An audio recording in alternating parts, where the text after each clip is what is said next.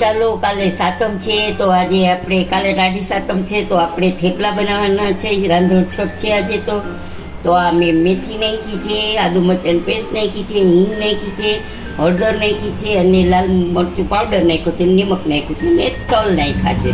તો આપણે 2 વાટકા લોટ છે તો એ આપણે ચાળી લઈ.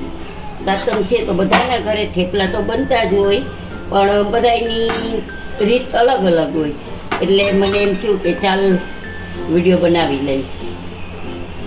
તો 2 વાટકા છે લોટ.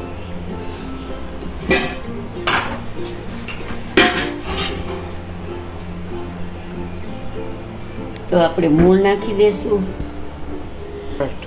તો જો આપણે વચ્ચે ખાડો કરી અને મોણ નાખી દઈશું અને લોટને બાંધી અને 10 મિનિટ માટે રેસ્ટ કરવા માટે રાખી દઈશું આપણે.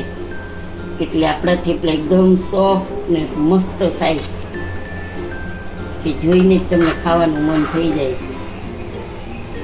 અત્યારે મેથીની સિઝન નથી તો મેથી ન મળે તો મેં ઘરે સુકવણી કરી લીધી હતી. તો ઘરની જ મેથી છે આપણે. અને બહુ સખ્ત લોટ તો એકદમ કઠણ લોટ નથી બાંધવાનો. આપણે જેવો રોટલીનો બાંધીને એનાથી જરાક જેવો કઠણ.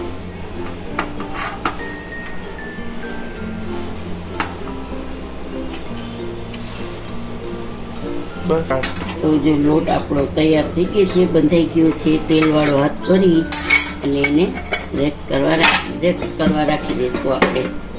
પછી 10 મિનિટ પછી આપણે થેપલા બનાવશું.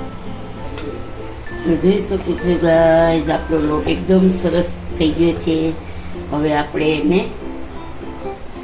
થોડો કોણવી અને પછી લુવા પાડી દઈશું થેપલાને.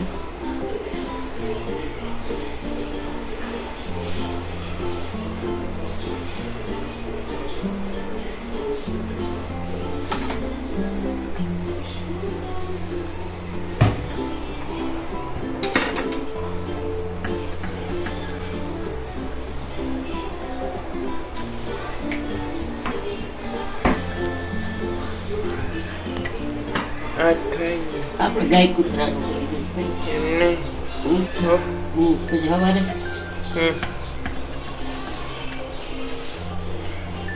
ખબર આનું ન ઉતર જાય. જો આપણે એક થેપલું વણાઈ ગયું છે, એક ગાય કૂતરાનું કર્યું છે પેલું, બીજું થેપલું નાખ્યું છે મેં તવામાં અને આ એક વણાય છે. તો આવી રીતે આપણે થેપલા ગુજરાતીઓની થેપલા શાન છે. ગુજરાતીની શાન ને ગુજરાતીની બાન. શાન ને આન.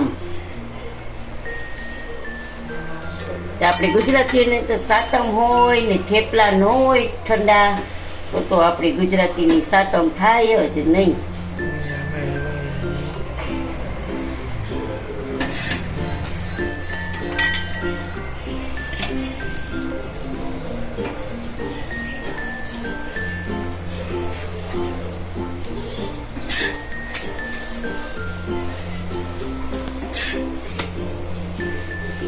તો આપણું આ થેપલું રેડી છે. જુઓ થઈ ગયું ને થેપલું અને એકદમ સરસ મજાના સોફ્ટ થેપલા થયા છે.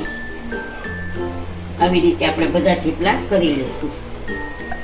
જોઈ શકો છો ગાઈઝ આપણા થેપલા તૈયાર થઈ ગયા છે અને આપણા થેપલા એકદમ કૂણા છે. તમે જોઈ શકો છો એકદમ કૂણા માખણ જેવા છે. તો કાલે રાઈવાળા મરચાં સાથે ખાશો, દહીં સાથે ખાશો તો ગમે તેની સાથે ખાવાના છે કાલે. તો અમારા થેપલાની રેસીપી કેવી લાગી તે જણાવજો અને સબસ્ક્રાઈબ કરજો, લાઈક કરજો, બેલ બટન પ્રેસ કરજો અને કમેન્ટમાંથી જરૂરથી બતાવજો કે આજના થેપલા તમને કેવા લાગ્યા. જય શ્રી કૃષ્ણ.